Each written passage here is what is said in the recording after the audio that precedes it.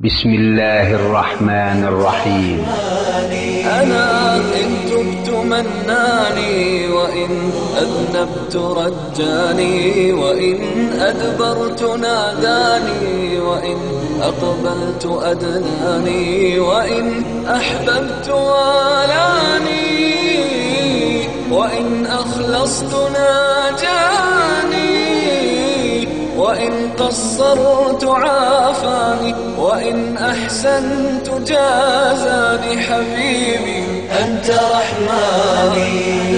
إن تبت مناني وإن أذنبت رجاني. يا أيها الذين آمنوا قوا أنفسكم وأهليكم نارا وقودها الناس والحجارة عليها ملائكة غلاظ شداد لا يعصون الله ما أمرهم ويفعلون ما يؤمرون. السلام عليكم ورحمة الله وبركاته. إن الحمد لله نحمده ونستعينه ونستغفره ونعوذ بالله من شرور أنفسنا ومن سيئات أعمالنا من يهده الله فلا مضل له ومن يضلله فلا هادي له وأشهد أن لا إله إلا الله وحده لا شريك له وأشهد أن محمدا عبده ورسوله. يا أيها الذين آمنوا اتقوا الله حق تقاته ولا تموتن إلا وأنتم مسلمون. يا أيها الناس اتقوا ربكم الذي خلقكم من نفس واحدة وخلق منها زوجها وبث منهما رجالا كثيرا ونساء واتقوا الله الذي تساءلون به والأرحام إن الله كان عليكم رقيبا. يا أيها الذين آمنوا اتقوا الله وقولوا قولا سديدا يصلح لكم أعمالكم ويغفر لكم ذنوبكم ومن يطع الله ورسوله فقد فاز فوزا عظيما. أما بعد فإن خير الحديث كتاب الله وخير الهدي هدي محمد صلى الله عليه وسلم وشر الأمور محدثاتها وكل محدثة بدعة وكل بدعة ضلالة وكل ضلالة في النار. أعوذ بالله من الشيطان الرجيم. بسم الله الرحمن الرحيم. يا أيها الذين آمنوا قوا أنفسكم وأهليكم نارا وقودها الناس والحجارة عليها ملائكة غلاظ شداد لا يعصون الله ما أمرهم ويفعلون ما يؤمرون. মহান আল্লাহর সমস্ত প্রশংসা যে আল্লাহ পাক রব্বুল আলামিন প্রথম আদম আলাইহিস সালামকে সৃষ্টি করে অসংখ্য নারী পুরুষ পৃথিবীতে ছড়িয়ে দিয়েছেন। এই মাতা পিতা এবং ছেলে সন্তানের সম্পর্ক আল্লাহ পাক রব্বুল আলামিন এর মাধ্যমে কায়েম করেছেন। দরুদ ও সালাম নাযিল হোক নবী মুহাম্মদ রাসূলুল্লাহ সাল্লাল্লাহু আলাইহি ওয়াসাল্লামের প্রতি, যিনি বিবাহ শাদী করেছেন, যার সন্তান সন্ততি হয়েছে, জন্মেছে, এবং তিনি ছেলে মেয়েদের লালন পালন করেছেন এবং কেমন করে লালন পালন করতে হবে তার শিক্ষা আমাদেরকে দিয়েছেন। আল্লাহুম্মা সাল্লি আলাইহি আল্লাহুম্মা বারিক আলাইহি। আজকে অল্প সময়ের মধ্যে সন্তানদের লালন পালনের ইসলামিক আদব কায়দা সম্পর্কে সামান্য কিছু কথা আপনাদের সামনে পেশ করব। এতে আমি সম্বোধন করব আমাদের ওই ভাইদেরকে, ওই বোনদেরকে যাদের ছেলে মেয়ে রয়েছে, পৃথিবীতে এসে গেছে, তাদেরকেও, আর ওই সব ভাইদেরকেও সম্বোধন করব যারা বিবাহ শাদী এখনো করেননি, করবেন। আল্লাহ পাক রব্বুল আলামিন ইনশাআল্লাহ তাদেরকেও ছেলে মেয়ে দেবেন ইনশাআল্লাহ তাআলা, তাদেরকেও সম্বোধন করব। আল্লাহ পাক রব্বুল আলামিন সূরা তাহরিমের আয়াত নম্বর 6 এমন মানুষদেরকে সম্বোধন করেছেন। এই আয়াত সেসব ভাই বোনদেরকে স্মরণ করিয়ে দিচ্ছি। ইয়া আইয়ুহাল্লাযীনা আমানু কু আনফুসাকুম ওয়া আহলিকুম নারা।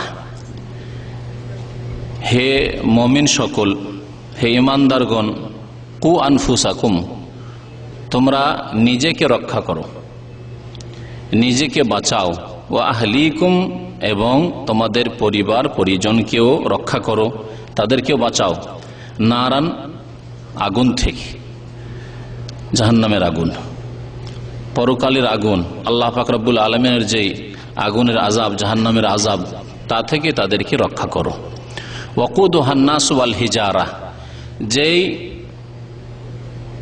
আগুনের ইন্ধন হবে, জ্বালানি, যা দিয়ে আগুন জ্বলবে, তা হচ্ছে মানুষ এবং পাথর। পৃথিবীতে জ্বালানির জন্য লকড়ি খড়ির প্রয়োজন হয়, অথবা গ্যাসের প্রয়োজন হয়, অথবা কয়লার প্রয়োজন হয়। জাহান্নামের আগুনের ইন্ধন জ্বালানি হবে স্বয়ং মানুষ। ওয়াকুদুহান নাস, এই জাহান্নামের আগুনের ইন্ধন জ্বালানি হবে মানুষ সকল। ওই সব মানুষ, যেসব মানুষ আল্লাহকে অস্বীকার করেছে, আল্লাহর একত্বকে অস্বীকার করেছে, আল্লাহ পাক যে উদ্দেশ্যে মানুষকে সৃষ্টি করেছেন সে উদ্দেশ্যের বাস্তবায়ন করেনি, তাদেরকে আল্লাহ পাক জাহান্নামের ইন্ধন বানাবেন, জ্বালানি বানাবেন। ওয়াল হিজারা, এবং পাথরকেও। তাফসীরকারগণ বলেছেন পাথর অর্থাৎ ওইসব প্রতিমা, পুতুল যা পাথর দিয়ে তৈরি করা হয়েছে, মাটি দিয়ে তৈরি করা হয়েছে, সেগুলিকে। আলাইহা মালাইকাতুন গিলাদুন শিদাদ। তারপরে আল্লাহ পাক রব্বুল আলামিন জাহান্নামের এখানে কিছু অবস্থার কথা উল্লেখ করেছেন। সেই জাহান্নামের পাহারাদার যারা নিযুক্ত রয়েছেন তারা অত্যন্ত শক্তিশালী, অত্যন্ত প্রবল। তারা লা ইয়াসুন আল্লাহ মা আমারাহুম, এবং আল্লাহর তারা বিরুদ্ধাচরণ করেন না, নাফরমানি করেন না। যা আদেশ তাদেরকে করা হবে তাই তারা করবেন। এমন নয় যে কাউকে শাস্তি কম হওয়া উচিত ছিল বেশি দিয়ে দিবে, অথবা এমন নয় যে কেউ শাস্তি বেশি পাওয়ার যোগ্য তার শাস্তিকে হালকা করে দিবে। দুনিয়ায় যেমন ঘুষ খেয়ে বা মাধ্যম দিয়ে, সোর্স দিয়ে, ডানে বামে করে, পরিচিতির মাধ্যমে অনেক কিছু এরকম হয়ে থাকে। কারো শাস্তি বাড়িয়ে দেওয়া হয়, কারো কমিয়ে দেওয়া হয়, অথচ যার বাড়িয়ে দেওয়া হয়েছে তার কম হওয়া উচিত ছিল, যার কম করে দেওয়া হয়েছে তার বেশি হওয়া উচিত ছিল, এমনটা হবে না। তাই আল্লাহ পাক বলছেন লা ইয়াসুন আল্লাহ মা আমারাহুম, আল্লাহ পাক যা আদেশ করবেন তার নাফরমানি সেই ফেরেশতাগণ করবেন। ওয়া ইয়াফআলুনা মা ইউমারুন, ফেরেশতাদের গুণ আল্লাহ পাক বয়ান করছেন, এবং যা তাদের আদেশ করা হবে তাই তারা করবেন, তাই তারা করবেন। আসল বিষয় ছিল কু আনফুসাকুম ওয়া আহলিকুম নারা। আল্লাহ পাক মুমিনদেরকে সম্বোধন করেছেন তোমরা নিজেকে এবং নিজের পরিবার, স্ত্রী এবং ছেলে মেয়ে পরিজনকে রক্ষা করো জাহান্নামের আগুন থেকে। সুতরাং ছেলে মেয়েদের লালন পালনের ক্ষেত্রে বিভিন্ন দিক রয়েছে, কিন্তু সবচাইতে বড় দিক, মুখ্য দিক, আসল দিক, যাকে লক্ষ্য উদ্দেশ্য বানাতে হবে তা হচ্ছে তাদেরকে জাহান্নাম থেকে রক্ষা করতে হবে। ও আনফুসাকুম আহলিকুম নারা, নিজেকে রক্ষা করতে হবে, তার সাথে সাথে নিজের স্ত্রী, ছেলে মেয়ে, এর নাম হচ্ছে পরিবার, আহল, তাদেরকে জাহান্নাম থেকে রক্ষা করতে হবে। এই লক্ষ্য উদ্দেশ্য আজকে মুসলিম ভাই বোনদের মধ্যে আছে কিনা, এ হচ্ছে তাদের কাছে আমার জিজ্ঞাসা। আল্লাহ পাক এই উদ্দেশ্যের কথা বলেছেন, এটি তোমাদের করতে হবে। আল্লাহ পাক রব্বুল আলামিন বলেননি যে তোমার ছেলেকে এই এত বড় ব্যক্তিত্ব করতে হবে, এই করতে হবে, সেই করতে হবে, দুনিয়ার ক্ষেত্রে হোক অথবা যে কোনো ক্ষেত্রে হোক না, বলেছেন তাদেরকে জাহান্নাম থেকে রক্ষা করতে হবে। তাহলে জাহান্নাম থেকে কেমন করে রক্ষা করা যেতে পারে নিজেকে, এই বিষয়টি আজকার নাই। নিজের পরিবারকে এবং ছেলে মেয়েদেরকে, স্ত্রী ছেলে মেয়েদেরকে কেমন করে জাহান্নাম থেকে রক্ষা করা যেতে পারে, কিভাবে তাদের তরবিয়ত করবেন, এ হচ্ছে আজকের বিষয়। ছেলে মেয়েদের লালন পালন এত গুরুত্বপূর্ণ বিষয়, ইহকালের ক্ষেত্রেও আর পরকালের ক্ষেত্রেও। ইহকালের ক্ষেত্রে এর উদাহরণ দিয়ে আপনাদেরকে বলি, দুনিয়ার ক্ষেত্রে ছেলে মেয়েদের লালন পালন যেমন করবেন, এই ছেলেগুলি যারা আজকে 1 বছর, 2 বছর, 5 বছর, 7 বছর বয়সে, যারা আজকে লালন পালনের মানে যোগ্য, লালন পালনের মুখাপেক্ষী, তাদের তরবিয়ত, তাদের লালন পালন, আদর যত্ন যদি না করা হয় তাহলে তারা হয়তো আগামীতে এগিয়ে যেতে পারবে না। এদের যদি ভালো লালন পালন হয় তাহলে এরা দেশের সুন্দর নাগরিক হবে, আদর্শ মানুষ হবে, সৎ ব্যক্তিত্ব হবে। এরা অনেক ভালো কাজ নিজেদের জন্য করবে, দেশের জন্য করবে, জাতির জন্য করবে। সে আলেম হইলেও, ডাক্তার হলেও, ইঞ্জিনিয়ার হলেও, বৈজ্ঞানিক হলেও যদি মুসলিম হয় এবং আল্লাহ ভীরু হয়, তাদেরকে আপনি জাহান্নাম থেকে রক্ষা করার মতো যোগ্যতা দিয়ে দিতে পারেন, যে তাদেরকে জাহান্নাম থেকে রক্ষা করে দিয়েছেন আপনি, দিনের পথে তাদেরকে অটল করে দিতে পেরেছেন। তাহলে এরা সৎ মানুষ হবে, সৎ পরিবার গড়ে তুলবে, সৎ গ্রাম সৎ সমাজ গড়ে তুলবে এবং দেশে শান্তি প্রতিষ্ঠা হবে, সারা বিশ্বে মুসলিম উম্মাহ শান্তি পাবে এবং তাদের আল্লাহ পাক রব্বুল আলামিন এর বিনিময়ে নেতৃত্ব দেবেন, সৎ নেতৃত্ব। আজকে অসৎ নেতৃত্বে উম্মতে মুসলিমা পেরেশান রয়েছে। সৎ নেতৃত্ব কখন পাবে, সৎ ব্যক্তিদেরকে ওপরে কখন পাবে? যখন এই ছোট ছেলেদেরকে আজকে লালন পালন করে ওপরে পাঠাবে। কিন্তু তাদের যদি ইসলামী তরবিয়ত না হয়, কোরআন এবং হাদিসের আলোকে তাদের যদি লালন পালন না হয়, আল্লাহ পাক যে উদ্দেশ্যের কথা বলেছেন তাদেরকে জাহান্নাম থেকে রক্ষা করো, এই আয়াতের বাস্তবায়ন যদি না করেন, তাহলে এই ছেলেরা আজকে যাদের বয়স 2 বছর 4 বছর 5 বছর 7 বছর, তারা আজকে থেকে 10, 15, 20 বছর পরে কেউ চোর হবে, কেউ ডাকাত হবে, কেউ সন্ত্রাসী হবে, কেউ ছিনতাইকারী হবে, কেউ জানি ব্যভিচারকারী হবে, কেউ মদখোর হবে, কেউ খুনি হবে, কত রকমের ফাসেক পাপিষ্ট লোকেরা তৈরি হবে, অপরাধী তৈরি হবে, যারা দেশকে ধ্বংস করবে, গ্রামকে ধ্বংস করবে, পরিবার ধ্বংস করবে, জাতিকে ধ্বংস করবে এবং দুনিয়া এবং আখিরাতে নিজেরও বরবাদ করবে, অপরেরও ধ্বংস করবে। দেখুন পার্থিব লাভ দেখুন আপনি। তাহলে ছেলে মেয়েদের যদি ইসলামের আলোকে লালন পালন করেন, তাহলে কেমন সৎ ছেলেরা তৈরি হবে দুনিয়ার ক্ষেত্রে। আর যদি ইসলামের আলোকে লালন পালন তাদের না করেন, তাহলে কেমন অসৎ সমাজ সৃষ্টি হবে আর অসৎ নাগরিক হবে দেশের। চিন্তা করুন আপনি ভেবে। তারপরে আল্লাহ পাক রব্বুল আলামিন যে আদেশ দিয়েছেন, সেই আদেশ যদি আপনি পালন করেন এবং সেই আদেশের বাস্তবায়ন করেন, সেইভাবে যদি ছেলে মেয়েদেরকে তৈরি করেন যেভাবে তৈরি করতে বলা হয়েছে, সেইভাবে যদি ক্ষেত্র তৈরি করেন আপনি ছেলে মেয়েদের যে ক্ষেত্র তৈরি করতে বলা হয়েছে, তাহলে আল্লাহর আদেশ পালনের জন্য আল্লাহর সন্তুষ্টি আপনি হাসিল করবেন, আপনি জান্নাত হাসিল করবেন ইনশাআল্লাহ তাআলা। আর যদি তা না করেন, ভাববেন না যে আমার নামাজ দিয়ে আমি মুক্তি পেয়ে যাব, আমার রোজা যাকাত দিয়ে, আমার ব্যক্তিগত জীবনের আমল দিয়ে আমি নাজাত পেয়ে যাব, না, কখনো না। কারণ দুটো দিক আছে মানুষের আমলের। একটি দিক হচ্ছে নিজের দায়িত্ব, ব্যক্তি জীবন ইবাদত বন্দেগীর ক্ষেত্রে আপনি নামাজ, রোজা, হজ, যাকাত যেগুলি রয়েছে, বোনদের ক্ষেত্রে বলছে, মহিলাদের ক্ষেত্রে বলছি যে তারা পর্দা ঠিক করলো, কিন্তু ছেলে মেয়েদের হক অন্যের হক, ছেলে মেয়েদের হক নষ্ট করলো, তাদেরকে সৎ ছেলে তৈরি করলো না, নেক আল্লাহ ভীরু মেয়ে তৈরি করলো না, পর্দানাসীন মেয়ে তৈরি করলো না, বেহায়া বেপর্দা মেয়ে তৈরি করলো, অসৎ ছেলে তৈরি করলো, বেনামাজি ছেলে তৈরি করলো। তাহলে বান্দার হকের ক্ষেত্রে ওই ছেলে মেয়েরা আল্লাহ পাকের বান্দা, তাদের হকের ক্ষেত্রে, অধিকারের ক্ষেত্রে আল্লাহ পাকের নাফরমানি করলো, যার ফলে তারাও নাজাত পেতে, ওই বাবা মায়েরাও মুক্তি পেতে আল্লাহর কাছে বাধা প্রাপ্ত হয়ে যাবে। অর্থাৎ নামাজ, রোজা, হজ, যাকাত দিয়ে শুধু রেহাই পাবে না, যদি ছেলে মেয়েদের ক্ষেত্রে আল্লাহ পাক যে দায়িত্ব দিয়েছেন, কু আনফুসাকুম আহলিকুম নারা, সেই দায়িত্ব যদি না পালন করা হয়, চিন্তা করতে পেরেছেন তাহলে। তারপর এই ছেলে মেয়েরা জাহান্নামের পথে চলে যাবে। অনেক ভালো মানুষ আজকাল আছেন এই দিক দিয়ে ভালো, মানে এমন ভালো মানুষ নয়, কিন্তু ভালো মানুষ মানে বাহ্যিক ভালো মানুষ দাঁড়িয়ে আছে, বাহ্যিক ভালো মানুষ নামাজ পড়ে, ভালো মানুষ নামাজ রোজা করে, ভালো আমল করে, মহিলারা আছে নিজে পর্দা করে, বয়স হয়ে গেছে 50-60, তারপরে পর্দা করে, কিন্তু মেয়েদের পর্দার কোনো শিক্ষা দেয়নি, ছেলেদের নামাজ মোটেই শিক্ষা দেয়নি।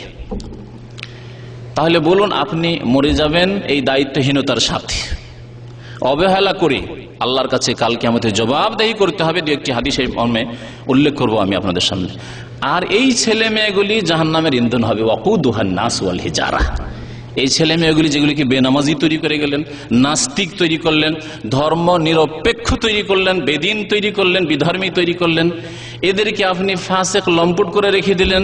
এরা দিন সম্পর্কে কোনোদিন শিখলো না, আর আমল করতে হবে এর ভ্রুক্ষেপ করলো না, তাহলে তারা জাহান্নামের ইন্ধন হবে। আপনার তো যা হবে হবে, কিন্তু এই ছেলে মেয়েগুলিকে আপনি জাহান্নামের দিকে ঠেলে দিলেন। দুনিয়ার ক্ষেত্রে আপনাদেরকে জিজ্ঞাসা করি, আপনার ছেলে দুটি দিক রয়েছে, আপনার ছেলে মেয়েদের দুটি দিক রয়েছে। একটি দিক হচ্ছে তাদেরকে ভালো খাবার দেওয়া, দিনে 3 বার 5 বার যা লাগে খাবার দিচ্ছেন আপনি, ভালো পোশাক দেওয়া, ভালো ঘুমাবার জায়গা, আরামের জায়গা দেওয়া, ভালো চিকিৎসা দেওয়া, ভালো লেখাপড়া দেওয়া, এটি একটি দিক। আর একটি দিক হচ্ছে তাদের সার্বিক অনিষ্ট থেকে রক্ষা করা, হেফাজতে রাখা, তাদেরকে বিপদ আপদ থেকে রক্ষা করা, আপনার সামনে দুটো বিষয় যদি আসে, একটা জিনিস হচ্ছে যে দিনে আমাদের ছেলে মেয়েদেরকে 5 বার খেতে দিতে হবে, তাতে যদি 3 বার হয়ে যায়, 2 বারও হয়ে যায়, সেই ছেলে মরে যাবে না।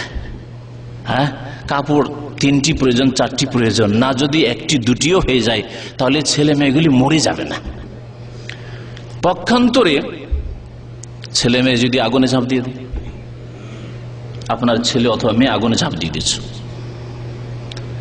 অথবা পানিতে ডুবছে, সাঁতার জানে না, পানিতে ডুবছে, নদীতে পুকুরে ডুবছে, আপনার কাছে কোন বিষয়ের গুরুত্ব বেশি দুনিয়ার ক্ষেত্রে?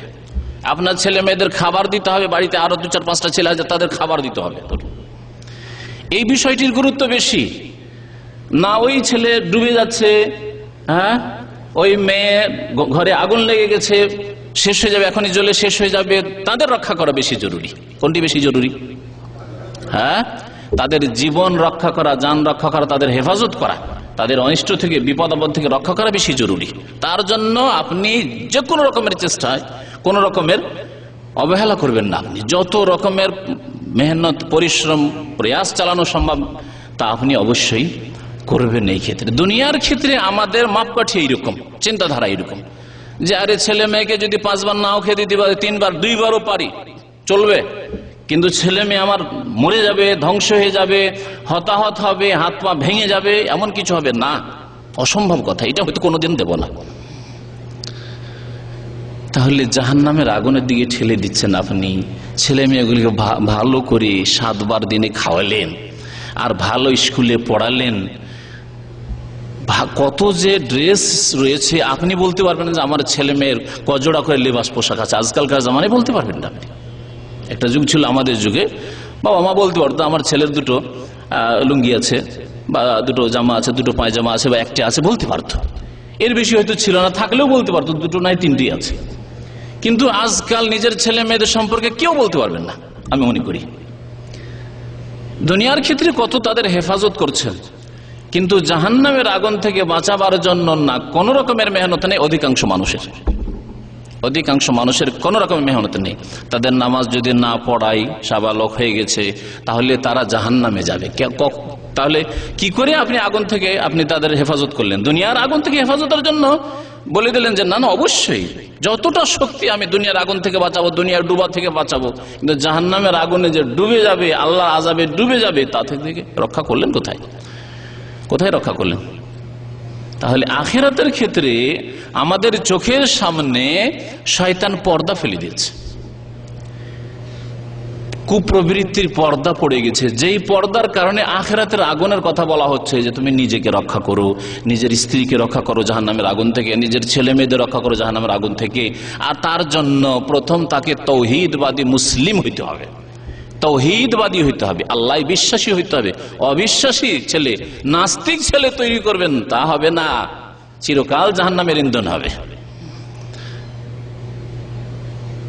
মুশরিক তৈরি করলেন, কবর পূজারী তৈরি করলেন, পৌত্তলিক তৈরি করলেন, তাহলে হবে না, চিরকালে জাহান্নামের ইন্ধন হবে না।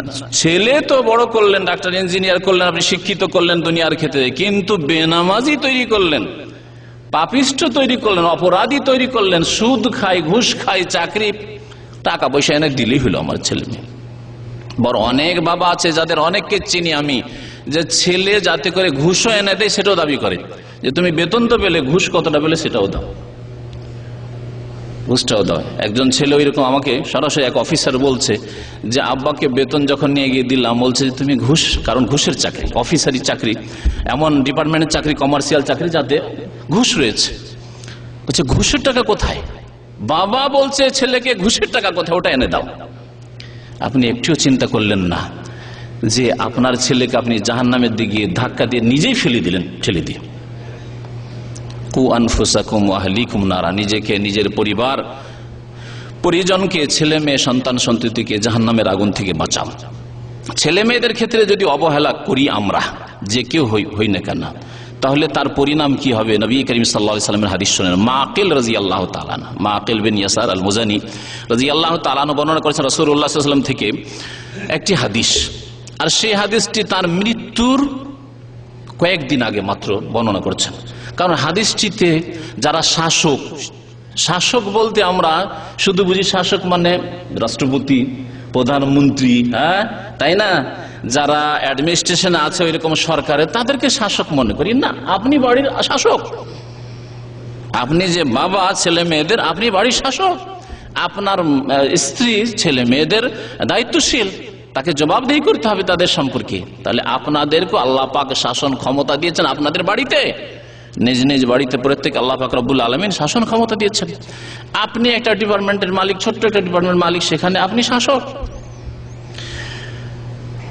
এই হাদিস সেই জুলম অত্যাচারের জামানায় বানু উমাইয়ার তিনি আগে বর্ণনা করার অতটা সাহস করেননি খোলাখুলি, কিন্তু রাসূলুল্লাহ সাল্লাল্লাহু আলাইহি ওয়াসাল্লামের দেওয়া ইলম জ্ঞানকে লুকিয়ে রাখলে কঠোর শাস্তির কথা আল্লাহ কোরআন কারীমে বলেছেন।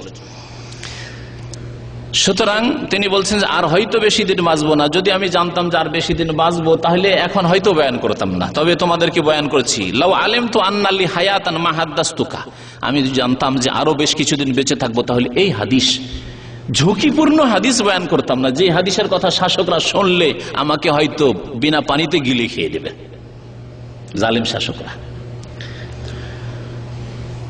সামিআতু রাসূলুল্লাহ সাল্লাল্লাহু আলাইহি ওয়াসাল্লাম বলছেন, রাসূলুল্লাহ সাল্লাল্লাহু আলাইহি ওয়াসাল্লামকে আমি বলতে শুনেছি, ইয়াকুল মা মিন আবদিন ইস্তারঈহিল্লাহু রাঈয়াতান, যে কোনো বান্দাকে অর্থাৎ যে কোনো মানুষকে, যে কোনো ব্যক্তিকে আল্লাহ পাক যদি কারো রাখাল বানান, শাসক বানান, ইস্তারঈহিল্লাহু রাঈয়াতান, কাউকে যদি আল্লাহ পাক রাখালি দান করেন, দায়িত্ব দেন, নেতৃত্ব দেন,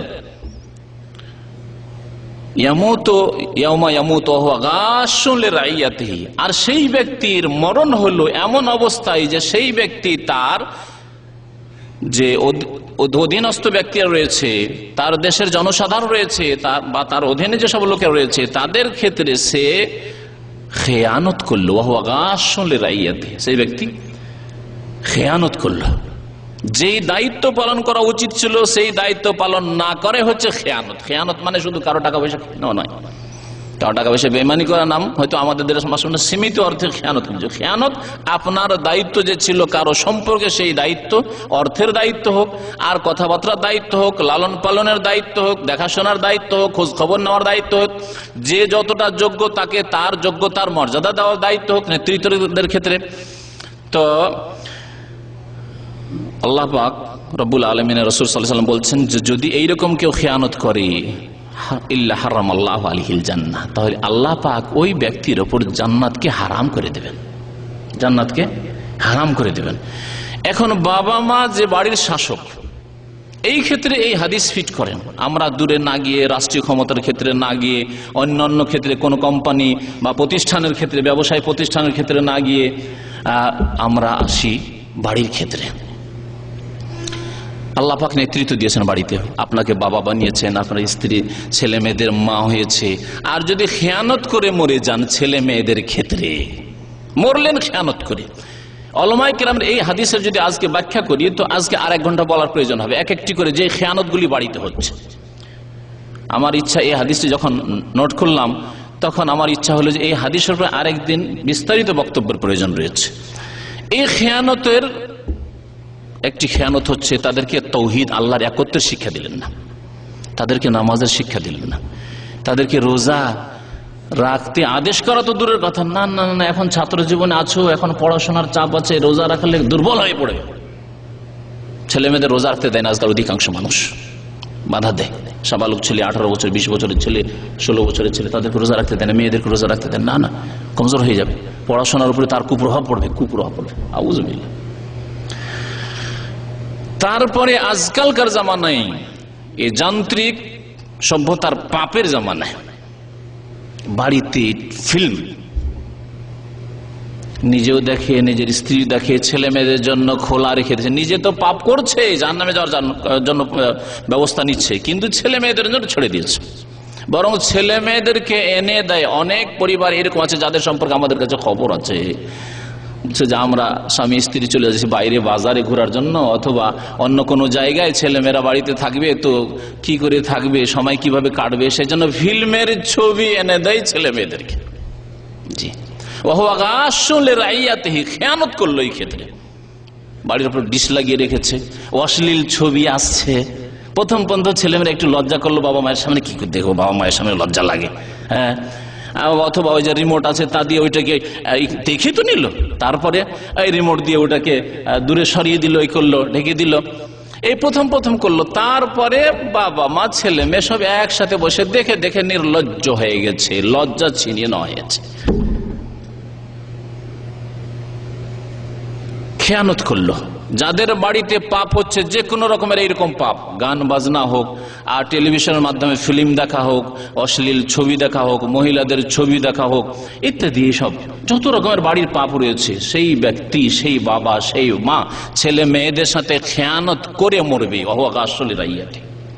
আর তার পরিণাম ইল্লা হারামাল্লাহু আলাইহিল জান্নাহ, ওই মাতা ওই পিতার জন্য আল্লাহ পাক জান্নাতকে হারাম করে দেবেন।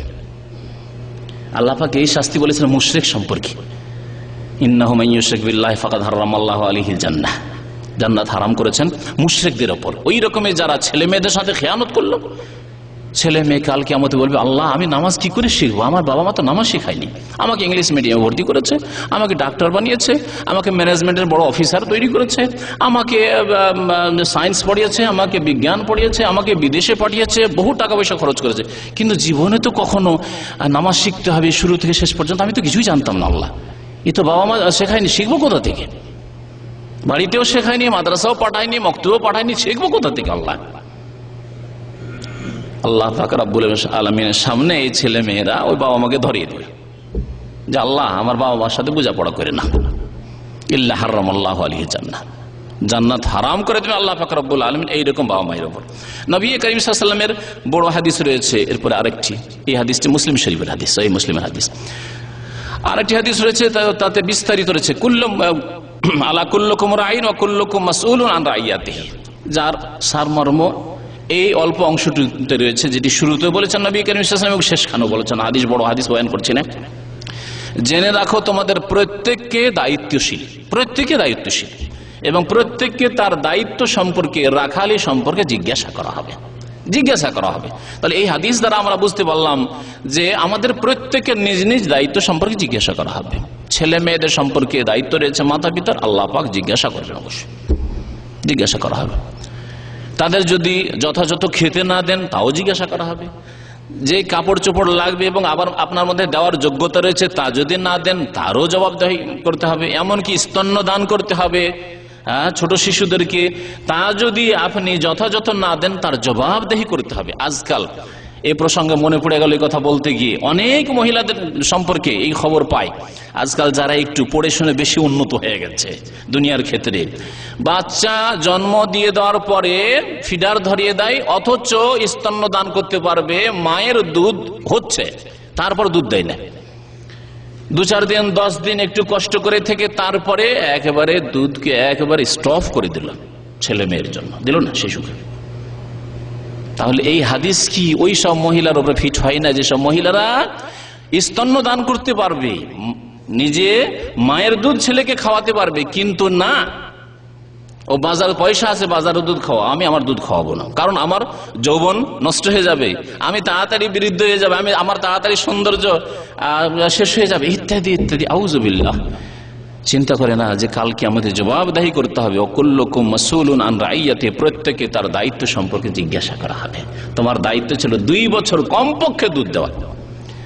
এই 2 বছরের বিষয়টি এই না যে 2 বছরের পরে হারাম হয়ে যাবে, যেমন অনেক মূর্খ লোকেরা মনে করে। 2 বছর কমের পক্ষে ফরজ দায়িত্ব। যদি স্বামী স্ত্রীতে ঝগড়া হয় আর স্ত্রী বলে যে তোমার ছেলে তুমি নিয়ে যাও, 1 বছরের ছেলে, যাও নিয়ে যাও, আমি দুধ দেবো না, না তোমাকে দিতেই হবে, কারণ আল্লাহ পাক বলেছেন ওয়াফিসালুহু ফি আমাইন, 2 বছর দুধ দিতে হবে। আর 2 বছরের পরে না দিতেও পারে, নাও দিতে পারে। 2 বছর দুধ দেওয়ার মতো ক্ষমতা আছে, কিন্তু বাজারের দুধ ধরিয়ে দিলে জবাবদিহি করতে হবে। যাই হোক, এইরকম বহু বিষয় রয়েছে যেই ক্ষেত্রে আল্লাহ পাকের সামনে জবাবদিহি করতে হবে। ছেলে মেয়ে লালন পালনের ক্ষেত্রে যাদের ছেলে মেয়ে হয়ে গেছে তাদেরকেও বলছি, যাদের ছেলে মেয়ে হয়নি তাদেরকেও বলছি যে দোয়া অত্যন্ত গুরুত্বপূর্ণ বিষয়, অত্যন্ত গুরুত্বপূর্ণ বিষয়। ছেলে মেয়ে হয়ে গেছে, ভাববেন না আমার ছেলে মেয়ে তো মাশাআল্লাহ হয়ে গেছে, আর খুব সুস্থ, আর ব্রেনও দেখছি খুব ভালো, আর স্কুলে ভর্তি করে দিয়েছি, যারা স্কুলে ভর্তি করার লোক মাদ্রাসায় ভর্তি করে দিয়ে ইসলামিক শিক্ষায় লাগিয়ে দিয়েছি, হাফেজ হয়ে গেছে, বাস দোয়া স্টপ। না, এটি অজ্ঞতা, জেহালত। ছেলে মেয়েদের জন্য যতদিন দুনিয়ায় বেঁচে আছেন দোয়া করতে থাকেন, তাহলে ওই ছেলে মেয়েরা আপনার ইন্তেকালের পরে যতদিন তারা বেঁচে থাকবে দোয়া করতে থাকবে। দলিল কি? আরবি একটা প্রবাদ আছে, শুনে রাখেন। কোরআনে কারিমে হাদিসের দলিল আছে, যেমন কর্ম তেমন ফল। এটি প্রবাদ, বাংলার প্রবাদ হচ্ছে যেমন কর্ম তেমন ফল। কামা তাদিন তো দানো, যেমন তুমি করবে তেমন তুমি পাবে। তুমি যদি সারা জীবন ছেলে মেয়েদের জন্য দোয়া করতে থাকো যে আল্লাহ আমার ছেলে মেয়েদের সৎ করে দাও, সৎ করে দাও, সৎ করে দাও, রব্বানা হাব লানা মিন আজওয়াজিনা ওয়া যুররিয়াতিনা কুররাতা আয়ুনি ওয়াজআলনা লিল মুত্তাকিনা ইমামা, তাহলে তোমার ইন্তেকালের পরে ছেলে মেয়েরাও সারা জীবন দোয়া করবে। কি বল দোয়া করবে? রব্বির হামহুমা কামা রব্বায়ানি সগীর, রব্বির হামহুমা কামা রব্বায়ানি সগীর, আল্লাহুম্মা গফিরলি ওয়া লিওয়ালিদাইয়া, আল্লাহ আমাকে মাফ করে দাও, আমার বাবা মাকে মাফ করে দাও। জি, যেমন কর্ম আপনার হবে, ছেলে মেয়েদের জন্য দোয়া করেছেন তেমনি ছেলে মেয়েরাও দোয়া করবে। আজকাল অধিকাংশ মানুষের ছেলে মেয়েরা দোয়া করার মতো যোগ্য হয় না। কেন? কারণ বিয়ে করেছে, ওই যে পার্থিব উদ্দেশ্য আছে বিয়ের, সম্ভোগ, ব্যাস ওই উদ্দেশ্যে যৌবন এসেছে, সম্ভোগের প্রয়োজন, বিয়ে করেছে। আর বিয়ে করে ছেলে মেয়ে নিতে হবে, ব্যাস একটা দুটো যা হয় এক দুটো ব্যাস নিতে হবে ব্যাস। কিন্তু সারা জীবন সম্পর্কে সেই ভাই বোনদেরকে যদি জিজ্ঞাসা করা হয় যে আপনি সৎ সন্তানের জন্য, নেক ছেলে মেয়েদের জন্য দোয়া করেছেন? কখনো দোয়া করে রব্বি হাবলি মিনাস সালিহিন, রব্বি হাবলি মিনাস সালিহিন। ইব্রাহিম আলাইহিস সালামের দোয়া, আল্লাহর খলিল, আল্লাহর অন্তরঙ্গ বন্ধু, তারপরে আল্লাহ পাকের কাছে দোয়া করছেন। দোয়া না করলেও তো আল্লাহ পাক তাদেরকে হয়তো দিতেন, কিন্তু না, এই আশায় বসে থাকেন যে আল্লাহর খলিল আমি কেন দোয়া করবো? দোয়া করেছেন খুব বেশি। জাকারিয়া আলাইহিস সালাম আল্লাহর নবী, আরেক নবী, তিনিও দোয়া করছেন রব্বানা হাব লানা মিন আজওয়াজিনা ওয়া যুররিয়াতিনা কুররাতা আয়ুনি। এই তো মুমিনদের দোয়া আল্লাহ পাক উল্লেখ করেছেন। আর জাকারিয়া আলাইহিস সালামের দোয়া রয়েছে রব্বি হাবলি মিন লাদুনকা যুররিয়াতান তাইয়্যিবা ইন্নাকা সামিউদ দুআ। রব্বি হাবলি মিন লাদুনকা যুররিয়া, আল্লাহ তোমার পক্ষ থেকে তুমি আমাকে যুররিয়া তাইয়্যিবা, নেক সন্তান দান করো। শুধু সন্তান দান করো বলেন, আল্লাহ তুমি ছেলে দাও। যেমন আজকালকার মানুষ, ছেলে দরকার, আমার মেয়ের দরকার নেই, আল্লাহ তুমি ছেলে দাও, ব্যাস ছেলে হইল না, যুররিয়াতান তাইয়্যিবা, নেক সন্তান দাও। ইন্নাকা সামিউদ দুআ, আল্লাহ তুমি তো দোয়া শুনতে পারো, আর কেউ দোয়া শুনতে পারে না। মুমিনদের দোয়া আল্লাহ পাক সূরা ফুরকানে উল্লেখ করেছেন, ওয়াল্লাযিনা ইয়াকুলুনা, মুমিন তো তারা, আল্লাহর বান্দা, রহমানের বান্দা তো তারাই যারা বলে রব্বানা হাব লানা মিন আজওয়াজিনা ওয়া যুররিয়াতিনা, আল্লাহ আমাদেরকে স্ত্রী দান করো। মহিলারা দোয়া করো আল্লাহ আমাদেরকে স্বামী দান করো। আজওয়াজিনা মানে দুটো হয়, স্বামী স্ত্রী। আল্লাহ আমাদেরকে স্বামী দান করো, আমাদেরকে স্ত্রী দান করো।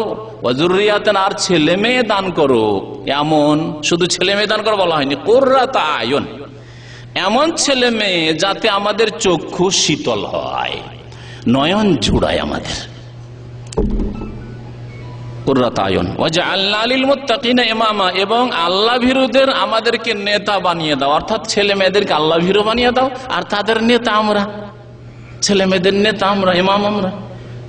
ইমামের মানুষ অনুকরণ করে, মসজিদের ইমামের অনুকরণ করে, যেমন করে নামাজ পড়ছেন, রুকু যাচ্ছেন, সেজদা যাচ্ছেন, ওই রকমই ছেলে মেয়েও দেখবেন বাবা মাকে অন্ধ অনুকরণ করে। বাবা মা ভালো কাজ করলে ভালো করে, আর মন্দ করলে মন্দ করে। বাবা মা সৎ নেক কাজ ছেলে মেয়ে করার চেষ্টা করে। বাবা মা যেমন ভাবে নামাজ পড়ে, আর বাবা মা যদি ফিল্ম দেখে, ছেলে মেয়েও তাই শিখে। বাবা মা যদি মিথ্যা কথা বলে, ছেলে মেয়ে মিথ্যা কথা বলে।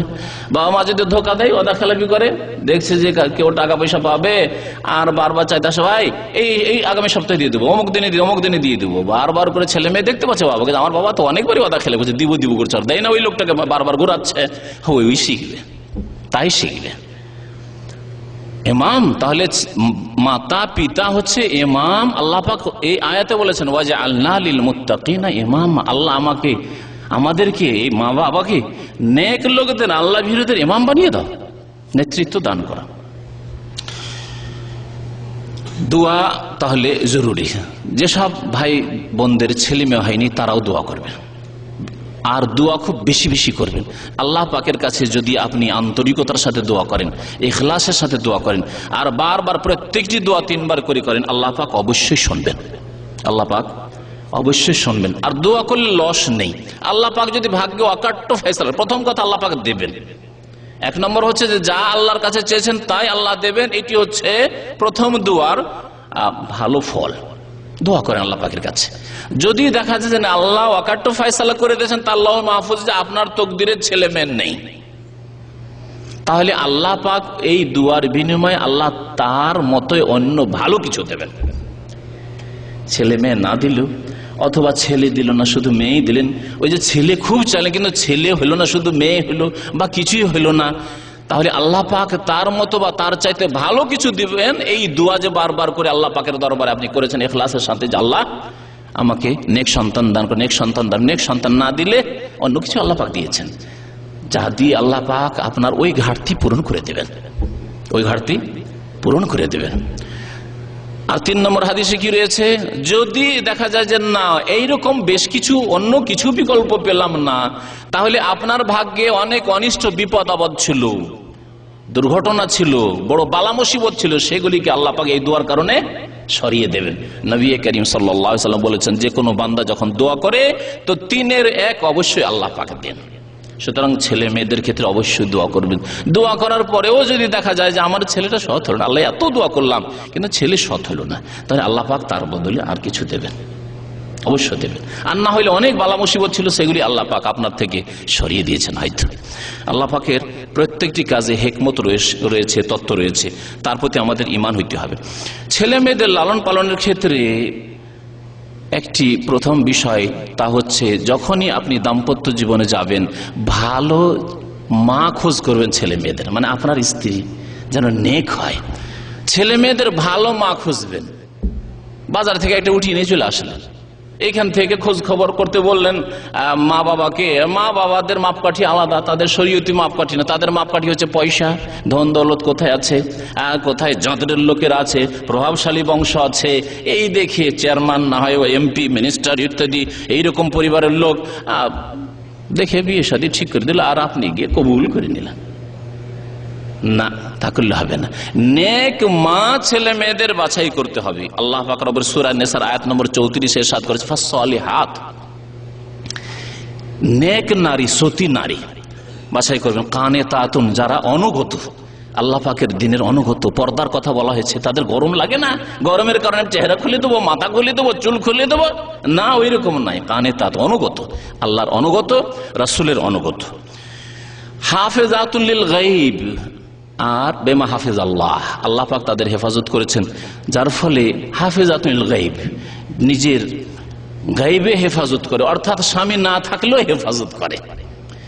আজকাল যে প্রবাসী ভাইদের সামনে আমি যেসব কথাবার্তা বলছি, অধিকাংশ প্রবাসী ভাইরা স্ত্রী থেকে দূরে রয়েছে। হাফেজাতুল গায়ব, 5000 কিলোমিটার দূরে স্ত্রী আছে, এই গায়েব থেকে, দূর থেকে, চোখের আড়াল থেকে সেই স্ত্রী কি করে, ইজ্জতের হেফাজত করে, মান সম্মানের হেফাজত করে, নিজের মান সম্মানের হেফাজত করে, ইজ্জত আবরুর হেফাজত করে, নিজের স্বামীর মান সম্মানের হেফাজত করে, নিজের শ্বশুর শাশুড়ির মান সম্মানের হেফাজত করে, নিজের মাতা পিতার বংশের মান সম্মানের হেফাজত করে। হাফেজাতুল লিল গায়বের এই তাফসীর। তাহলে এইরকম মহিলা দেখে বিয়ে করতে হবে, এইরকম যুবতী দেখে বিয়ে করতে হবে। এমন নয় যে না পর্দায় কিছু নেই, বরং ও পর্দা করতে চায় না, এখনো সে মাস্টার ডিগ্রি করবে আর সহশিক্ষা একসাথে যুবকদের সাথে পড়াশোনা করবে, এখনো যুবকদের সাথে তার টেলিফোন যোগাযোগ আছে, আর বিয়ে করে ফেললেন আপনি। না,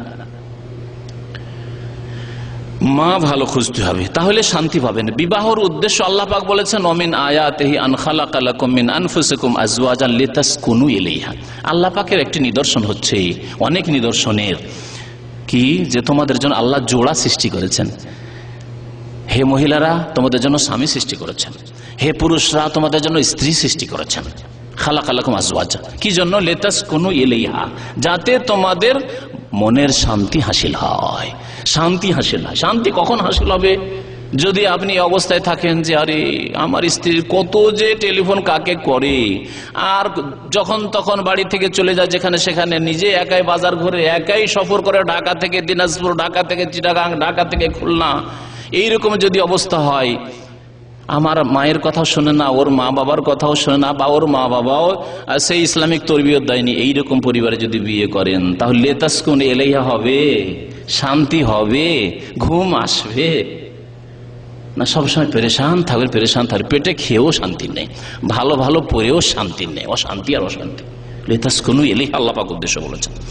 নবী করিম সাল্লাল্লাহু আলাইহি ওয়াসাল্লাম এই জন্য বলেছেন যে লোকজন বিয়ে করে 4টি গুণ দেখে, কিন্তু তোমাকে 4টি গুণ সবসময় পাওয়া যাবে না, বরং অধিকাংশ সময় পাওয়া যাবে না।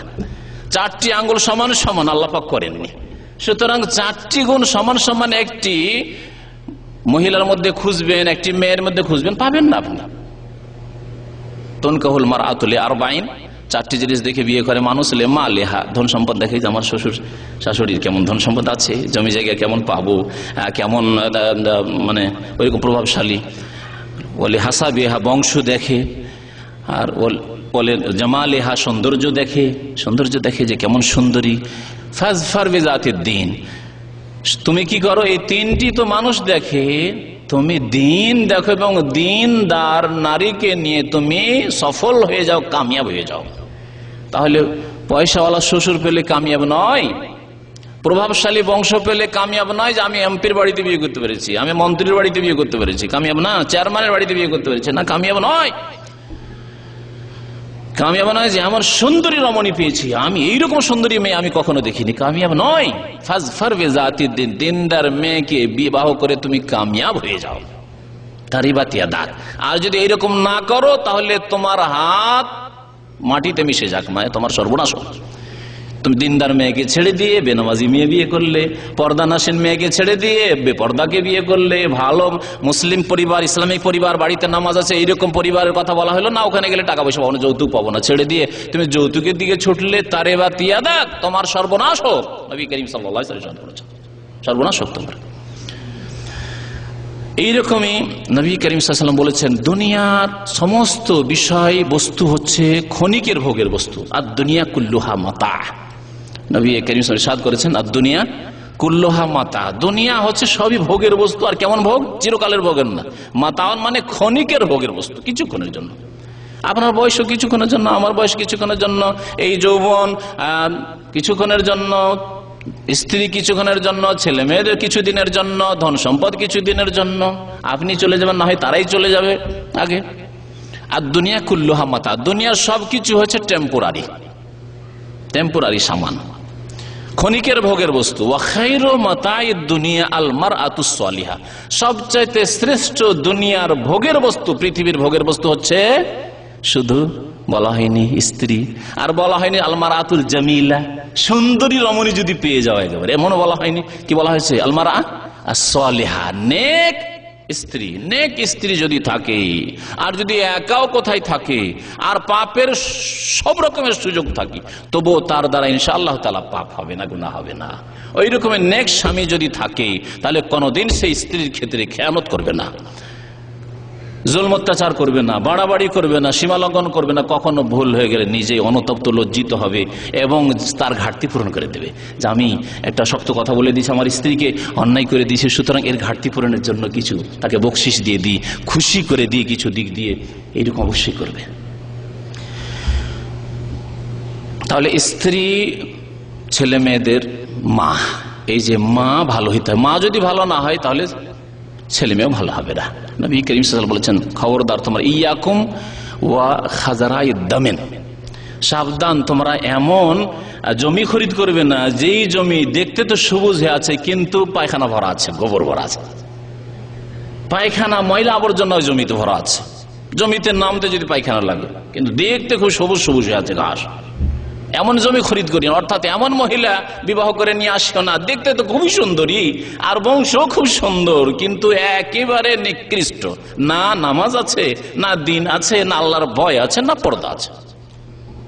খবরদার বেঁচে থাকে এরকম স্ত্রী থেকে। তারপরে ছেলে মেয়েদের লালন পালনের ক্ষেত্রে খেয়াল রাখতে হবে যে ছেলে মেয়েদের বা প্রত্যেক ব্যক্তির বেঁচে থাকার অধিকার রয়েছে, প্রত্যেক ব্যক্তির বেঁচে থাকার অধিকার রয়েছে। আপনার যেমন বাবা হিসাবে বেঁচে থাকার অধিকার রয়েছে, আপনার স্ত্রী যেমন মা হওয়ার ক্ষেত্রে বেঁচে থাকার অধিকার রয়েছে, প্রত্যেক মানুষের বেঁচে থাকার অধিকার রয়েছে, ঠিক তেমনি ছেলে মেয়েদের শিশুদের বেঁচে থাকার অধিকার রয়েছে। এই অধিকারকে খর্ব করবেন না, খবরদার। পেটে সন্তান এসে গেছে, আমার বলার উদ্দেশ্য আজকাল অনেকেই এরকম করেন, পেটে সন্তান এসে গেছে কিন্তু না এখন বাচ্চা নেব না, বাচ্চা ছোট হয়ে আছে, আগেরটা 1 বছর 2 বছর হয়ে আছে, অথবা 3 মাস 4 মাস 6 মাসের হয়ে আছে, যেই হোক না কেন আল্লাহ পাক দিয়ে দিয়েছেন, পেটে চলে এসেছে, তার হেফাজত করতে হবে, এটি আমানত। আর এই আমানতে যদি খেয়ানত করে ওই হাদিসের উপর ফিট হবে, ইল্লা হারামাল্লাহু আলাইহি জান্নাহ, জান্নাতকে হারাম করবে আল্লাহ পাক রব্বুল আলামিন।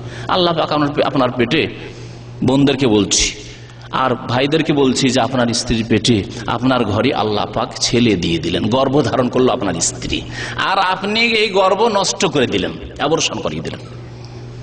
আজকাল বহু ঘটনা এরকম ঘটছে। ঘন ঘন যদি বাচ্চা হয়ে যায়, এই ক্ষেত্রে হঠাৎ করে ইচ্ছা ছিল না আর যদি পেটে গর্ভধারণ করে নেই, অথবা নিবেই না, দুটো নিয়েছে আর নেব না, আর তৃতীয় হয়ে গেছে, না না না না, অসম্ভব অসম্ভব, যে কোনো ভাবে হোক না কেন নষ্ট করতেই হবে।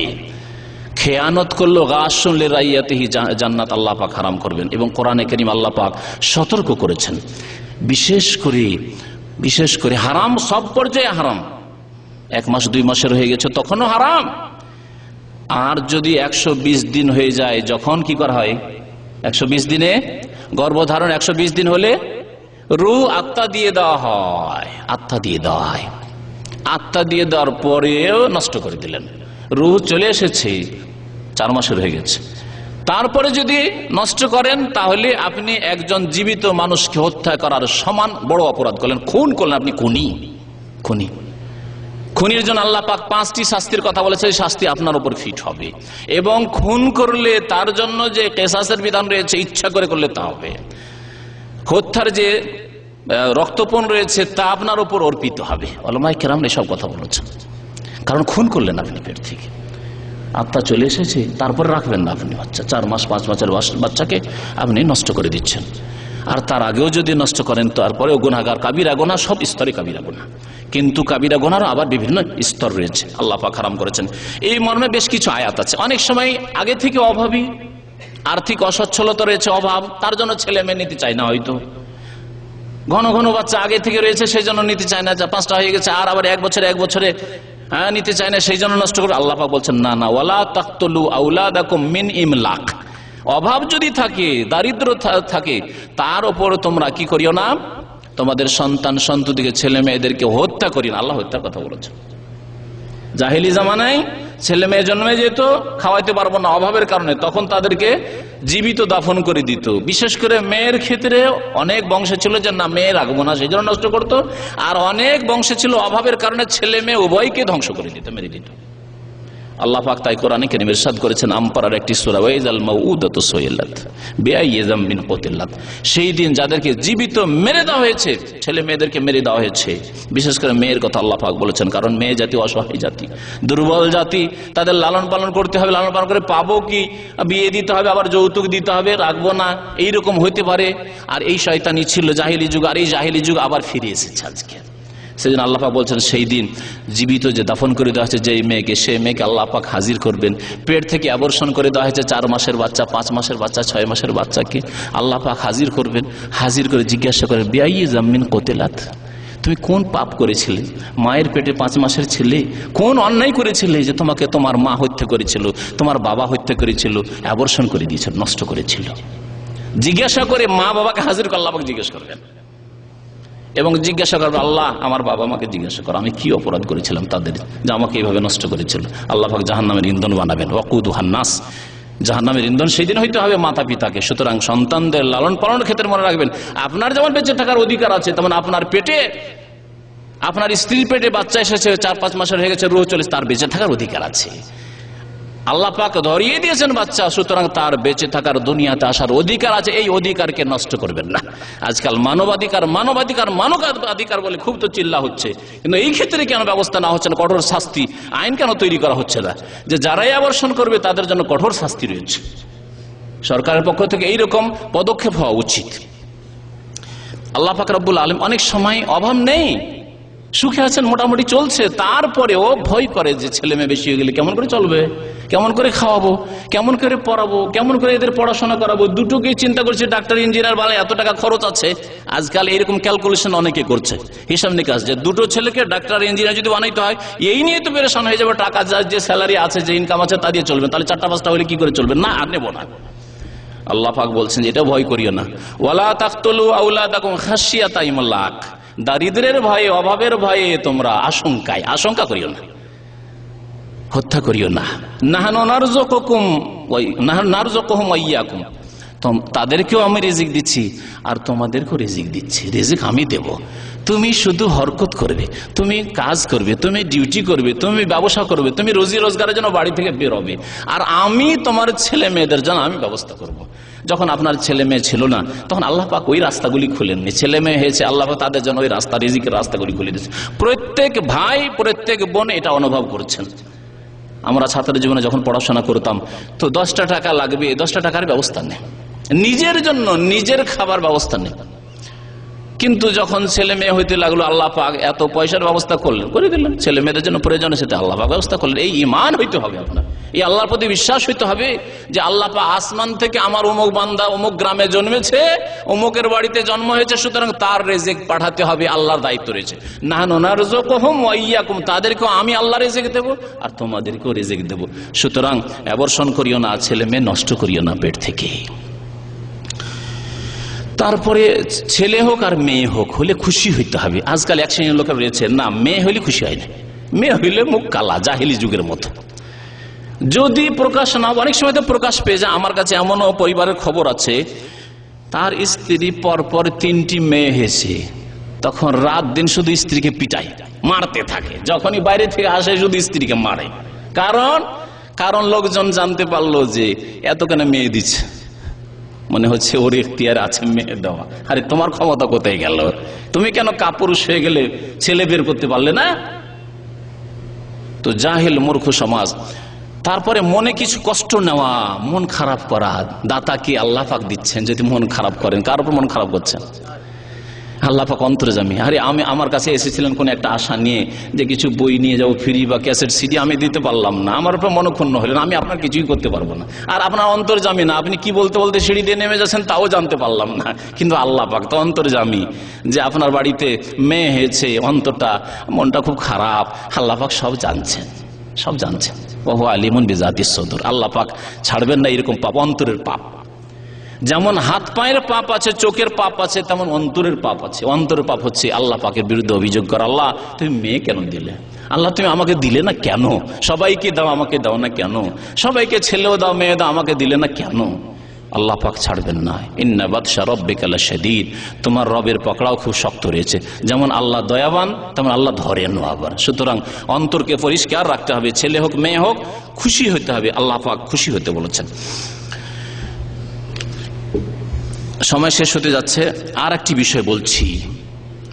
আপনি ছেলে মেয়েদের লালন পালনের ক্ষেত্রে যখন আপনি মেয়ের বিবাহ দিতে যাবেন তখনও ভালো ছেলে দেখবেন। কোন দিক দিয়ে? চরিত্রের দিক দিয়ে, দিনের দিক দিয়ে। নবী করিম সাল্লাল্লাহু আলাইহি ওয়াসাল্লাম তাই বলেছেন। কারণ আপনার মেয়ে আর ছেলের মাধ্যমে আবার ছেলে মেয়ে জন্মিবে, তাদের লালন পালন হবে। যদি এই আপনি যে মেয়ের বিবাহ দিতে যাচ্ছেন সেই ক্ষেত্রে ভালো ছেলে যদি বাছাই না করেন, তাহলে হবে কি, যেই ছেলে মেয়েগুলি জন্মায় বাবা খারাপ, বেনামাজি, আবার ছেলে মেয়ে কোত্থেকে নামাজি হবে? বাবা পাপ করে হারাম খায়, ছেলে মেয়ে আবার হালাল খাওয়া, তো সৎ কি করে হবে, নেক কি করে হবে? সুতরাং বিবাহ মেয়ের দেওয়ার ক্ষেত্রেও নবী করিম সাল্লাল্লাহু আলাইহি ওয়াসাল্লাম ইরশাদ করেছেন, ইজা খাতাবা ইলাইকুম মান তারজাউনা দীনাহু ওয়া খুলুকাহু ফাযাওবিজুহু, তোমাদের কাছে কেউ যদি প্রস্তাব নিয়ে আসে, পয়গাম নিয়ে আসে, এমন ব্যক্তি যে ব্যক্তির দিন তোমার পছন্দ, দিনদার, নামাজি, ধার্মিক, ভালো ছেলে, অখলুকা এবং চরিত্রবান, নম্র, শান্ত, ভালো চরিত্রের, তার কোন রকমের খারাপ রিপোর্ট পাওয়া যায় না চরিত্রের দিক দিয়ে, এইরকম ছেলে যদি বলেন নবী সাল্লাল্লাহু আলাইহি ওয়াসাল্লাম যে দেখো ঘাস দেখে বকরি ছাগল বাঁধতে হবে। আমাদের দেশের জাহেল গ্রামদের কথা ছোট কাল থেকে আমরা শুনে আছি। মেয়ের বিবাহ দিতে যেত আমাদের দেশের মন্ডল মাতাব্বররা, আর বলতো যারে ঘাস দেখে বকরি বাঁধবি না, মানে মেয়ের বিবাহ দিলে দেখতে হবে যে ধন সম্পদ আছে কিনা, জমি জায়গা আছে কিনা। নবী করিম সাল্লাল্লাহু আলাইহি ওয়াসাল্লাম এই কথা বলেননি। দিন দেখো, আখলাক চরিত্র দেখো, ব্যবহার দেখো, আর নামাজ রোজা দেখো তার ঠিক আছে কিনা। যদি না করো তাহলে পৃথিবীতে বিপর্যয়, ইল্লা তাফআলুহু তাকুন ফিতনাতুন ফিল আরদি ওয়া ফাসাদুন আরিদ। যদি ভালো একটা ছেলে, চরিত্রবান ছেলে পেলে, নামাজি ছেলে পেলে, না না না ওর কিছুই তো নেই, গরিব ছেলে, কি খাওয়াবে, কি করবে, দিলেন না, তাহলে পৃথিবীতে বিপর্যয় সৃষ্টি হবে। এইভাবে মেয়ের বিবাহ হবে না, বিবাহ হবে না, বিবাহ হবে না। ভালো ছেলে পাবো, ভালো ছেলে পাবো, পেলেন না। শেষ যখন 25-30 মেয়ের বয়স হয়ে গেল তখন রিটায়ার্ড হয়ে গেল, আর কেউ আসে না। কেউ আসে না। এখন পেরেশান যে কোনো একটা ছেলে পেলে ধরিয়ে দেবো, আপনার মেয়ে বিএ পাস ছেলে আসে না, ম্যাট্রিক পাস ছেলে আসছে, 9, 10 পড়া ছেলে আসছে, 8 পাস ছেলে আসছে, অনেক এইরকম ঘটনা রয়েছে। আসে না বিয়ে করার জন্য কেউ, আর বিয়ে করতে যায় না 25-30 বছরের মেয়েকে কেউ। সুতরাং এইরকম ভুল করবেন। নবী করিম সাল্লাল্লাহু আলাইহি ওয়াসাল্লাম একবার আলী রাদিয়াল্লাহু তাআলা আনহুকে একটি উপদেশ দিয়েছেন, সেই উপদেশটি শোনাই। আলী ইবনে আবি তালেব বর্ণনা করেছেন, তিরমিজিতে হাদিসটি রয়েছে, হাদিসটি হাসান। বলছেন রাসূলুল্লাহ সাল্লাল্লাহু আলাইহি ওয়াসাল্লাম একবার বলেন, কাল আল্লাহু ইয়া আলী, হে আলী, জামাইকে বলছেন, হে আলী, সালাসুন লা তুআখিরহা, 3টি বিষয় বিলম্ব করিও না। আর আজকালকার শিক্ষার জামানায় অধিকাংশ মানুষ এই ক্ষেত্রগুলিতে বিলম্ব করছে। as-salatu ইযা আতাত, নামাজের যখন ওয়াক্ত হয়ে যাবে, নামাজের সময় হয়ে গেছে, তাড়াতাড়ি নামাজ পড়ো। এমন নয় যে না খেলাটা দেখে নি, না আমার কাজটা সেরে নি, পাক শাক সেরে নি, এই করিয়াছে পরে নামাজ পড়ে নেবে। এখন তো 11:30 12টা হইলো, 2টোর সময় পড়লেও তো চলে জোহর। আচ্ছা শুয়েছি, আসর নামাজ 5টার সময় পড়লেও তো চলে না। সবাইকে বলছি, পুরুষদেরকে বলছি, নারীদেরকে বলছি, বোনদেরকে বলছি যে নামাজের ক্ষেত্রে বিশেষ করে মহিলারা যেহেতু তাদের জামাত নেই, আর বাড়িতে হইতে একা নামাজ পড়বে, ভাবছে যে 3:30 4টার সময় আবার নামাজ পড়ার কি জরুরি, ঘুমিয়ে যায়, 5:30টার সময় উঠে নামাজ পড়বো, এটাই তো আমার নামাজ। পুরুষদের না হয় জামাতের ব্যাপার স্যাপার আছে, জামাত 3:30 পৌনে 4টে না গেলে জামাতটা পাবো না। কিন্তু মহিলারা এরকম অনেক সময় ভাবে, তার খবরদার না। নবী সাল্লাল্লাহু আলাইহি ওয়াসাল্লাম নারী পুরুষ সবাইকে সম্বোধন করে বলেছেন 3টি বিষয়ে বিলম্ব করিও না। তার একটি হচ্ছে নামাজের আউয়াল ওয়াক্তে নামাজ পড়বে, নামাজে বিলম্ব করিও না। আর কি বলছেন যে ওয়াল জানাজাতু ইযা হাযারাত, জানাজা মারা গেছে আর গোসল দেওয়া হয়ে গেছে, ব্যবস্থা হয়ে গেছে, এখন আর কোন রকমের আইনগত বাধা নেই, কোনো বাধা নেই। ছেলে আছে কোথায় চাকরি করে, চিটাগাঙে থাকে, কালকে আসবে, থাক। ওই মেয়ে আছে অমুক ডিস্ট্রিক্টে আছে, সে আসতে পারবে না, থাক না, কোনো অপেক্ষা নাই, ব্যবস্থা হয়ে গেছে জানাজার, তাহলে তাড়াতাড়ি জানাজার নামাজ পড়ে দাফন করে দাও, দাফনে বিলম্ব করিও না। যত তাড়াতাড়ি তাকে পৌঁছে দিবে ততই তার জন্য কল্যাণকর হবে। আর 3 নম্বর আজকের বিষয়ের সাথে সম্পর্ক, ওয়াল আইয়ামু ইযা ওয়াজাদতা লাহা কুফুয়ান, অবিবাহিত ব্যক্তি, অবিবাহিত ছেলে হোক অথবা অবিবাহিত মেয়ে হোক, যদি তার সমতুল্য ওই রকম তার উপযোগী ছেলে পেয়ে যাও বা মেয়ে পেয়ে যাও, বিশেষ করে ছেলেদের ক্ষেত্রে বলা হয়েছে এখানে, মানে ছেলে যদি ওই রকম উপযোগী পেয়ে যাও, মেয়ে আছে আর মেয়ে মাশাআল্লাহ, এই কথা ভাবিয়েন না যে না ওকে অনার্স করাবো, ওকে ডিগ্রি পাস করাবো অথবা MA মাস্টার করাবো তারপরে বিয়ে দেবো, এখন মেডিকেলে পড়াচ্ছি, এখন এই পড়াচ্ছি না, ওইসব করিয়েন না। কারণ এইসব করতে গিয়ে ভালো স্বামী অধিকাংশ মেয়েরাই পায় না, বাস্তব সত্য। নবী করিম সাল্লাল্লাহু আলাইহি ওয়াসাল্লাম বড়ই সুন্দর উপদেশ দিয়েছেন, যখনই কোনো মেয়ের ভালো ছেলে পাবে তাড়াতাড়ি বিবাহ দিয়ে দাও, লা তুআখিরহা, বিলম্ব করিও না। সুতরাং ছেলে মেয়েদের লালন পালনের ক্ষেত্রে এটিও আপনার দায়িত্ব রয়েছে যে মেয়েদের বিবাহের ক্ষেত্রে বিলম্ব করবেন না। ভাবেন না যে না না না না এখন 22 বছর বয়সে দিব বিয়ে, না 17-18 হয়েছে দিয়ে দেন, মাধ্যমিক পড়া হয়েছে, উচ্চ মাধ্যমিক পর্দার মধ্যে যতটুকু পড়াইতে পেরেছেন বিবাহ দিয়ে দেন। বিবাহ দেওয়ার পরে যদি ভালো ক্ষেত্র পান, শুধু মহিলা সমাজে রেখে যদি পড়াইতে পারেন, মহিলা কলেজে পড়াইতে পারেন, পড়াশোনায় বাধা নেই শরীয়তে। শরীয়ত কোন রকমের জায়েজ উন্নতিতে বাধা দেয় না। অনেকে ভাবে যে না না শরীয়ত মনে হয় এগুলোতে বাধা দিচ্ছে। বাধা কোথায় দিচ্ছে? যেখানে ফিতনার আশঙ্কা আছে সেখানে যেতে পারবেন না আপনি, যেখানে গেলে আপনার মুখ কালা হয়ে যেতে পারে। আপনার মেয়ের বিবাহ দিয়েছেন আর তারপরে আপনি তাকে সহশিক্ষায় দিয়েছেন, দেখা গেল যে আপনার জামাইয়ের মুখ কালো করে দিল, আপনারও মুখ কালা করে দিল। এমন না হয়, অন্য কোনো ছেলের সাথে যাতে না বেরিয়ে চলে যায়। সুতরাং ওইরকম ভালো পরিবেশ যদি তৈরি করতে পারেন, মহিলা কলেজ, মহিলা ইউনিভার্সিটি তৈরি করেন না। মহিলা ইউনিভার্সিটির জন্য কেন দাবি করছেন না? আজকাল বেহায়া বেপর্দা হওয়ার জন্য দাবি করছে, বিদেশে যাওয়ার জন্য মহিলারা, শুনলাম যে কোন একটি দেশের কথা, যে মহিলারা খাদেমা হয়ে আসার জন্য বিরাট মিছিল করেছে তারা, যে আমরা বিদেশে যাব। হ্যাঁ, ঢাকা ইউনিভার্সিটির মেয়েরা, যুবতীরা, তারা মিছিল করলো যে আমাদেরকে কেন রাত্রে যেতে দেওয়া হবে, রাত্রে আমাদেরকে বের হইতে দিতে হবে।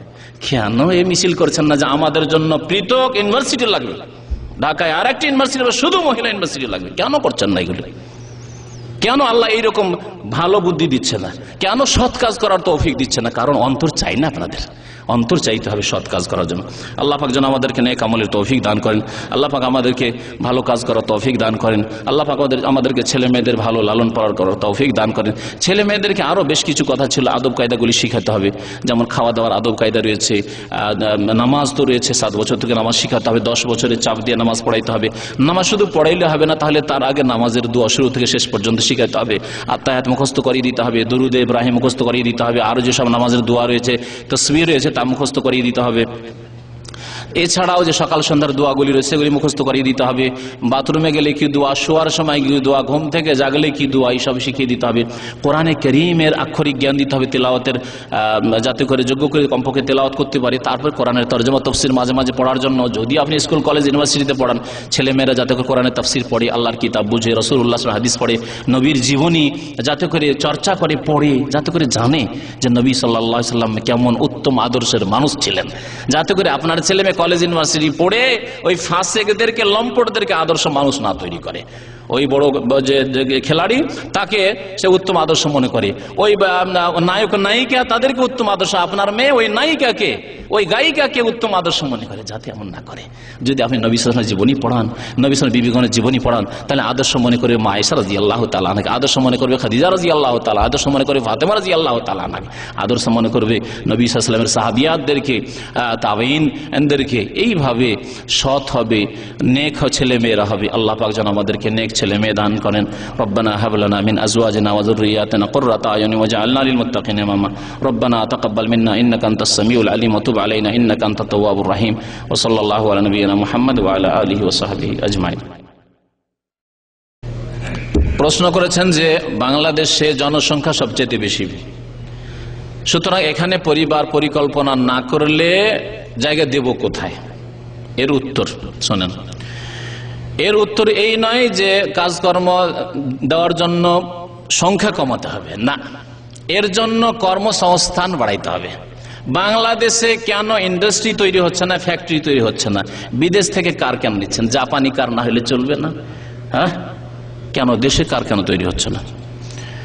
শুধু কার নয়, কাপড়ও জাপানি কাপড় না হয় চাইনার কাপড় মার্কেটে কেন? তাহলে কর্মসংস্থান করুন, ব্যবস্থা করুন কাজের, যে ছেলেদেরকে কাজ দেওয়া যাবে কি করে, মেয়েদেরকে পর্দার মধ্যে রেখে গার্মেন্টস ভালো ব্যবস্থা করুন, পর্দার মধ্যে রেখে। ছেলে মেয়ে একসাথে নয় যেখানে লুচ্চামি হচ্ছে, লম্পটি কাজ হচ্ছে, সব খবর আমার কাছে আছে।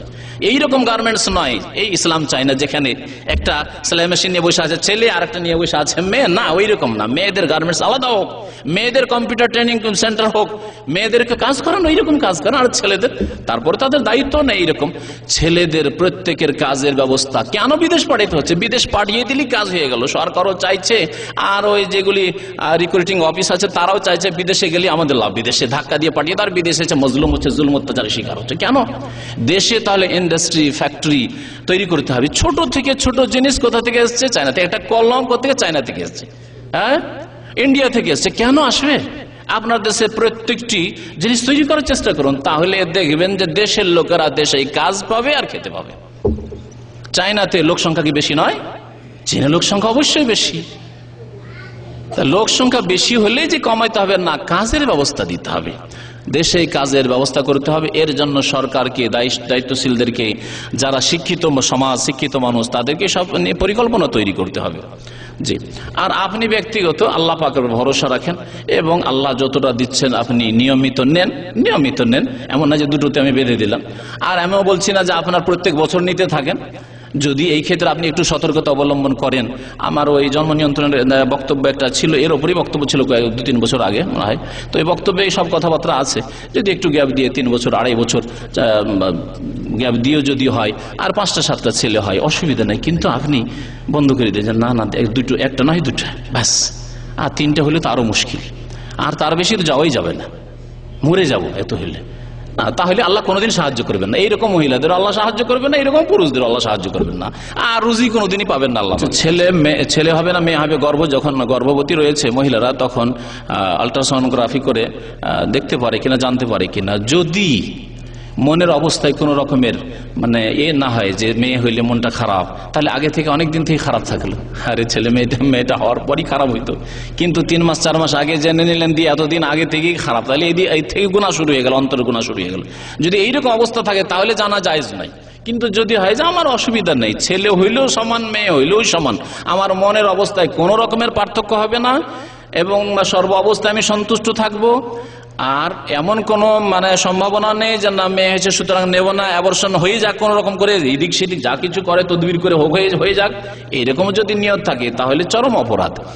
আর যদি এরকম কোনো নিয়ত না থাকে, শুধু জানা মাত্র জিজ্ঞাসা করলাম ছেলে হবে না মেয়ে হবে, তাহলে কোনো দোষ নেই, জায়েজ আছে ইনশাআল্লাহ তাআলা। যাকাত সম্পর্কে একটি প্রশ্ন করেছেন এক ভাই, যে মা এবং স্ত্রী মিলে 85 গ্রাম নেশাবে পৌঁছেছে, তাহলে জাকাত দিতে হবে না? জাকাত দিতে হবে না। প্রত্যেকের মালিকানায় নিসাব থাকতে হবে। মায়ের মালিকানা আলাদা, আপনার স্ত্রীর মালিকানা আলাদা, এমনকি স্বামী স্ত্রীর মালিকানা আলাদা। স্বামী স্ত্রীর মালিকানা আলাদা, আপনার স্ত্রীর কাছে কিছু স্বর্ণ আছে আর আপনার কাছে আলাদা কিছু স্বর্ণ আছে, দুটো মিলিয়ে জাকাত দিতে হবে না, আলাদা আলাদা, পৃথক পৃথক।